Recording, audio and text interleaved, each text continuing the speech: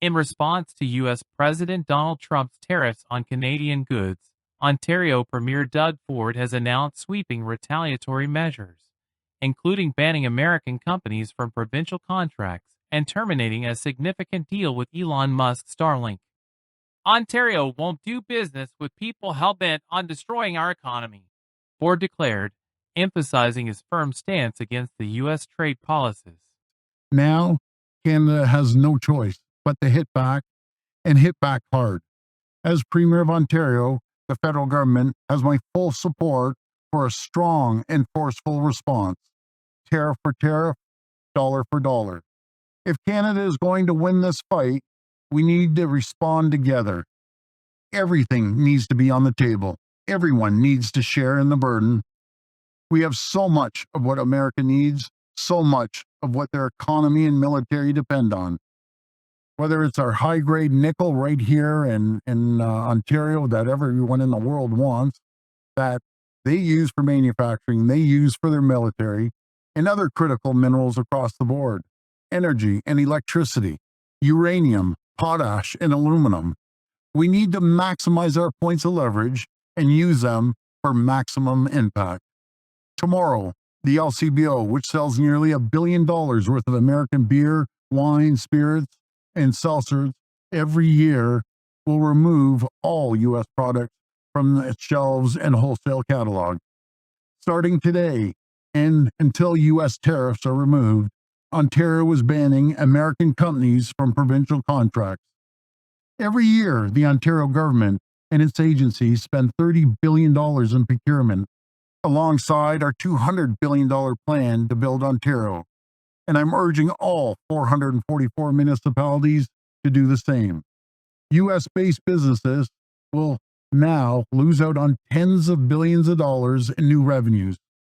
They only have President Trump to blame. We've gone one step further.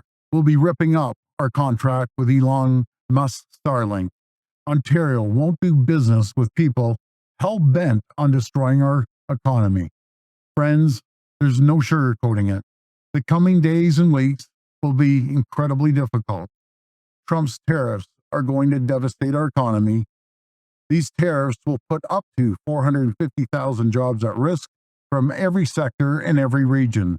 No one will be immune. Everyone will feel the impact. As part of his response, Ford ordered the removal of American beer, wine, and spirits from the Liquor Control Board of Ontario, LCBO, which sells nearly $1 billion worth of U.S. alcohol annually. Additionally, he urged all 444 Ontario municipalities to follow suit by excluding U.S. businesses from procurement opportunities, a move he claims will cost American companies tens of billions of dollars in lost revenue. The Ontario government and its agencies spend approximately $30 billion per year on procurement, alongside a $200 billion infrastructure plan. One of the most controversial aspects of Ford's plan was his decision to cancel a $100 million contract with Starlink, signed in November, which aimed to provide high-speed internet access to 15,000 homes and businesses in remote Ontario communities. The move was framed as part of Ontario's broader economic retaliation strategy. "This is about leverage," Ford said. "We have what America needs: critical minerals, energy, aluminum, uranium. If they're going to put our jobs at risk, we need to hit back." He warned that the U.S. tariffs could endanger up to 450,000 Canadian jobs, arguing that swift countermeasures were necessary. However, Ford's aggressive stance sparked debate about the long-term impact of his actions. Critics argue that banning U.S. companies from contracts and removing American products from store shelves amounts to economic nationalism that could harm both Ontario and the United States. Some have questioned the wisdom of escalating trade tensions, warning of job losses, higher consumer prices, and damage to cross-border business relationships. "The move to cancel Starlink seems more symbolic than strategic," said an economic analyst. "Cutting off rural communities from high-speed internet just to make a political point raises questions about who really suffers from these decisions.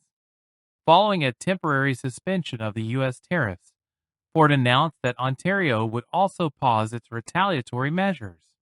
While he framed this as a tactical decision, it highlighted the volatility of trade disputes and the risks associated with rapid policy shifts. Online, reactions have been mixed.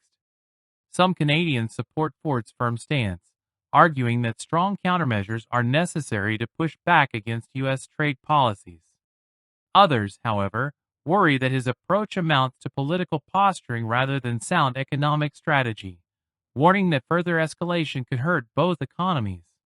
This episode underscores the delicate balance between economic sovereignty and maintaining stable trade relations.